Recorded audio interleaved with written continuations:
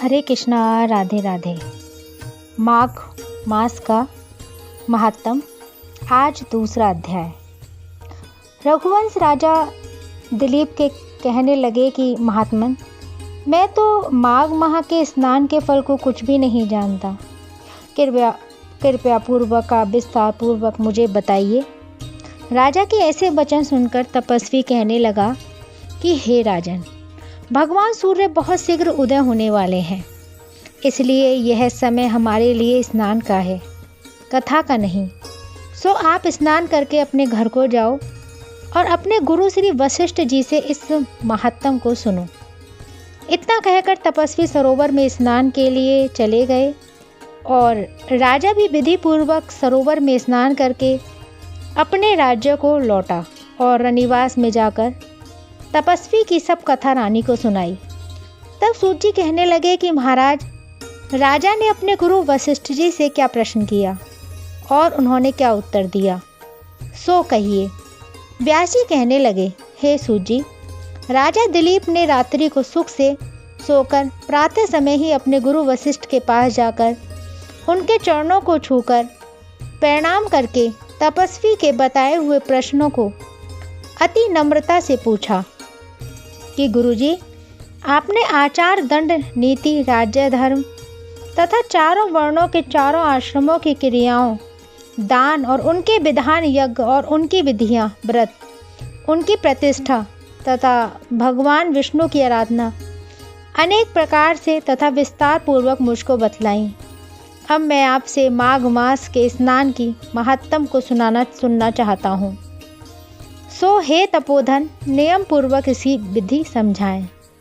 गुरु वशिष्ठ कहने लगे कि हे राजन, तुमने दोनों लोकों के कल्याणकारी, वनवासी तथा गृहस्थियों के अंतःकरण को पवित्र करने वाले माघ मास के स्नान का बहुत सुंदर प्रश्न पूछा है। मकर राशि में सूर्य के आने पर माघ मास में स्नान का फल गौ, भूमि, तिल, वस्त्र, स्वर्ण, अन्न, घोड़ा आदि दानों तथा चंद्रायण और ब्रह्मा क्रूच व्रत आदि से भी अधिक होता है। बैसाख तथा कार्तिक में जप, दान, तप और यज्ञ बहुत फल देने वाले हैं, परंतु माघ मास में इनका फल बहुत ही अधिक होता है। माघ में स्नान करने वाला पुरुष राजा और मुक्ति के मार्ग को जानने वाला होता है। दिव्य दृष्टि वाले महात्माओं ने कहा कि जो मनुष्य माघ मास में सकाम या भगवान के निमित्त नियम पूर्वक माघ मास में स्नान करता है, वह अनंत फल वाला होता है। उसको शरीर की शुद्धि, प्रीति, ऐश्वर्य तथा चारों प्रकार के फलों की प्राप्ति होती है। अदिति ने 12 वर्ष तक मकर संक्रांति में अन्न त्याग कर स्नान किया। इससे तीनों लोकों को उज्जवल करने वाले 12 पुत्र उत्पन्न हुए। माघ में स्नान करने से ही रोहिणी, सुभगा, अरुधंती दानशीलता हुई और इंद्राणी के समान रूपवती होकर प्रसिद्ध हुई। जो माघ मास में स्नान करते हैं तथा देवताओं के पूजन में तत्पर रहते हैं, उनको सुंदर स्थान, हाथी और घोड़ों की सवारी और दान को द्रव्य प्राप्त होता है। अतिथियों से उनका घर भरा रहता है और उनके घर में सदा वेद ध्वनि होती रहती है। वह मनुष्य धन्य है जो माघ मास में स्नान करते हैं, दान देते हैं तथा व्रत और नियमों का पालन करते हैं, और दूसरों के पुण्य के क्षीण होने से मनुष्य स्वर्ग से वापस आ जाता है। परंतु जो मनुष्य माघ मास में स्नान करता है, वह कभी स्वर्ग से वापस नहीं आता।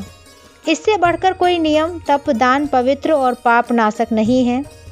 भृगु जी ने मणि पर्वत पर विद्याधर को यह सुनाया था। तब राजा ने कहा कि ब्रह्म भृगु ऋषि ने कब मणि पर्वत पर विद्याधरों को उपदेश दिया था, सो बताइए। तब ऋषि जी कहने लगे कि हे राजन, एक समय 12 वर्ष तक वर्षा न होने के कारण, सब प्रजा क्षीण होने के कारण संसार में बड़ी उद्विग्नता फैल गई।